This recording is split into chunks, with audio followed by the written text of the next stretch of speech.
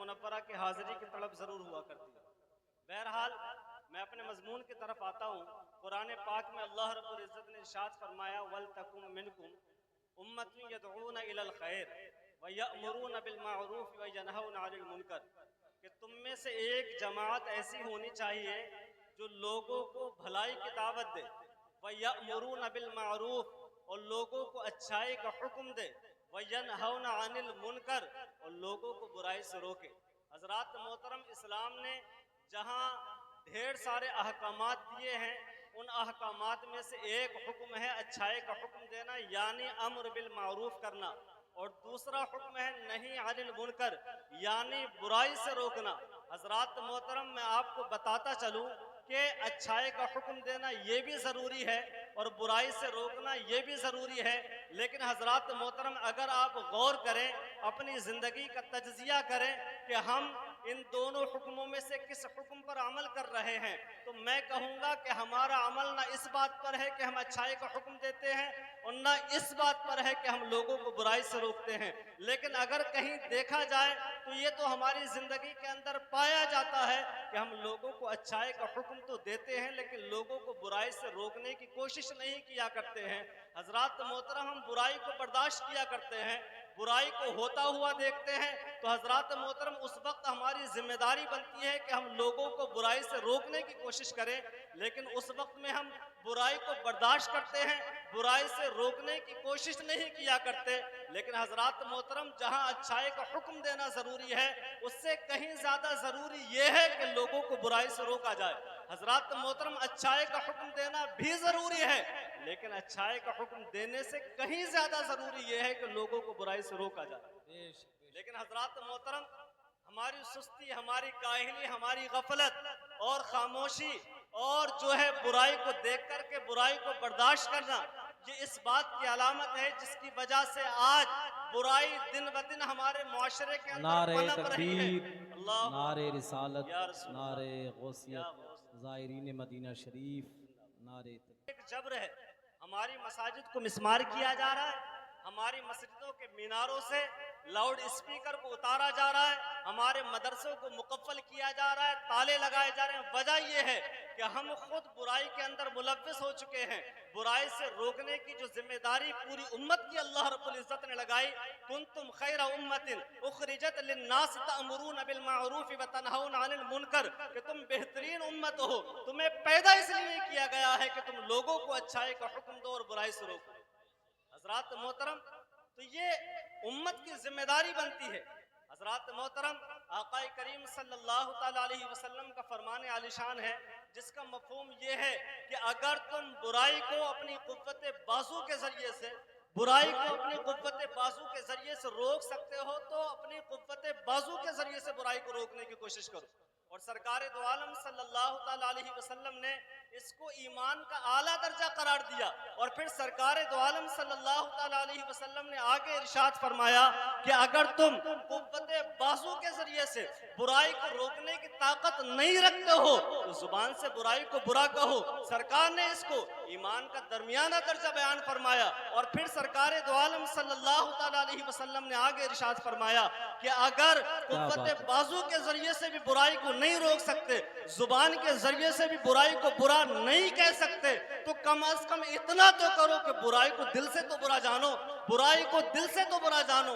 حضرات محترم، ہمارا معاملہ یہ ہے کہ ایسا محسوس ہوتا ہے کہ جیسے ہم نے برائی کو دل سے بھی برا سمجھنا چھوڑ دیا ہے۔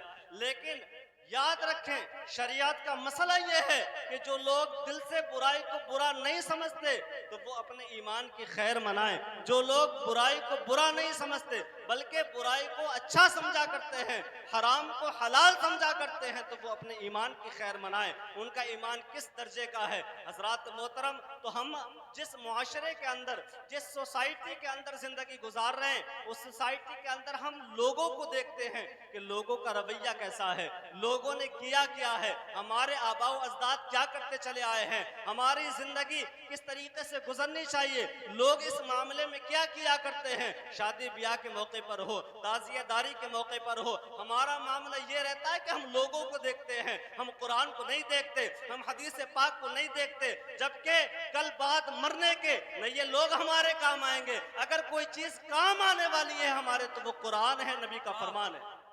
حضرات محترم, لیکن ہم لوگوں کو دیکھ کر کے زندگی گزار رہے ہیں, لوگوں کو دیکھ کر کے زندگی گزار رہے ہیں کہ لوگ اس معاملے میں کیا رویہ اختیار کرتے ہیں, لوگوں کا معاملہ کیسا ہے. ہمارے آباء و اجداد ایسا کرتے ہوئے آئے ہیں جس کی وجہ سے ہمیں بھی ایسا کرنا ہے. حضرات محترم, علماء کی بارگاہ میں رجوع کریں, قرآن کو پڑھ کر کے دیکھیں, حدیث پاک کو پڑھ کر کے دیکھیں, تب آپ کو پتا چلے گا کہ قرآن ہماری کیا رہنمائی کرتا ہے, حدیث پاک ہماری کیا رہنمائی کرتی ہے, سرکار دو عالم صلی اللہ تعالیٰ علیہ وسلم کے فرامین ہماری کیا رہنمائی کرتے ہیں. حضرات محترم, اگر اس کے مطابق ہم اپنی زندگی کو گزاریں گے, یقین جانیں دنیا بھی سنور جائے گی اور آخرت بھی سنور جائے گی. حضرات محترم, لیکن ہمارے مزاج خراب ہو گئے, ہمارے مزاج خراب ہو گئے. حضرت امام غزالی رضی اللہ تعالیٰ عنہ نے بہت پیارے انداز میں اس بات کو سمجھانے کی کوشش کی.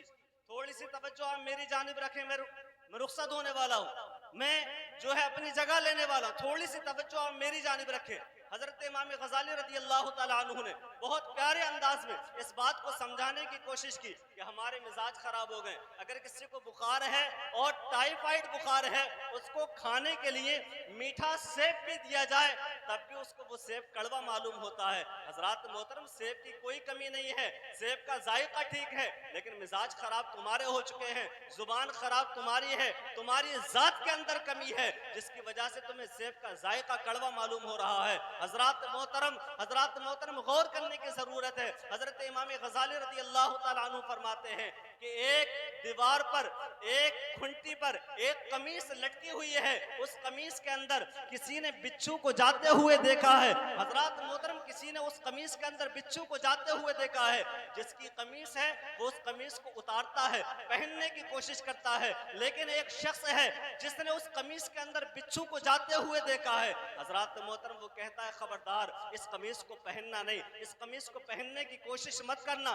وہ پوچھتا ہے کیوں نہ پہنوں اس قمیص کو, اس قمیص کے اندر آخر ہے کیا؟ تو وہ کہتا ہے کہ میں نے اس قمیص کے اندر بچھو کو جاتے ہوئے دیکھا ہے, اگر تم اس قمیص کو پہنو گے وہ بچھو تمہیں اذیت دے گا, وہ بچھو تمہیں تکلیف دے گا, اس بچھو سے تمہیں تکلیف ہوگی. حضرات محترم, حضرت امام غزالی فرماتے ہیں بتاؤ اس کے بدلے میں تم اس کے ساتھ کیا کرو گے؟ کیا تم اس کے ساتھ بدتمیزی کرو گے؟ کیا تم اس کا احسان مانو گے یا اس کا شکریہ ادا کرو گے؟ تم اس کے ساتھ کیا کرو گے؟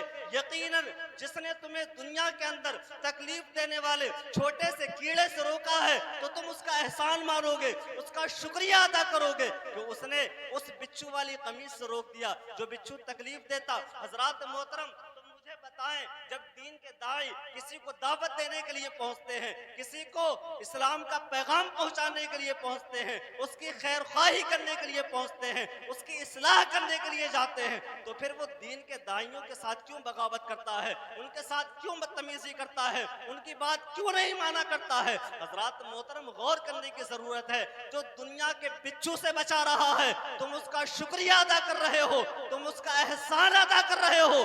جو قبر کے عذاب سے بتا رہا ہے تم اس کے اوپر کیوں بگڑ رہے ہو, تم اس کے ساتھ کیوں بدتمیزی کر رہے ہو, تم اس کے ساتھ کیوں زیادتی کر رہے ہو؟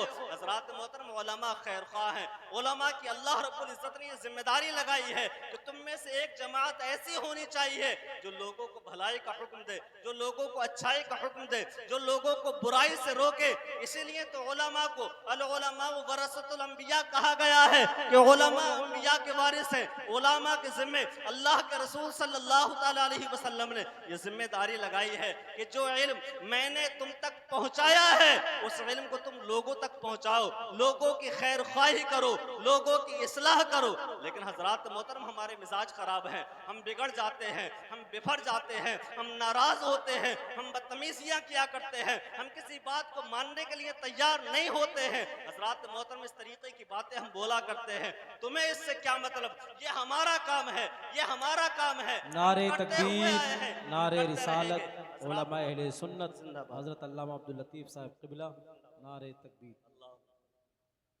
تو حضرات محترم, یہ علماء کرام کی ذمہ داری ہے, جس ذمہ داری کے تحت علماء کرام لوگوں کی خیر خواہی کیا کرتے ہیں, لوگوں کی اصلاح کرنے کے لیے ان کے پاس جایا کرتے ہیں.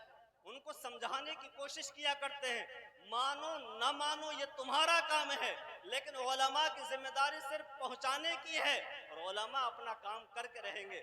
اللہ رب العزت کی بارگاہ میں دعا ہے کہ مولا ہم سب کو قابل عمل باتوں پر توفیق عمل نصیب فرمائے، اور دین کی دعوت کو سمجھنے اور اس کے مطابق زندگی گزارنے کی توفیق عطا فرمائے۔ وما علینا الا البلاغ، وآخر دعوانا الحمدللہ رب العالمین۔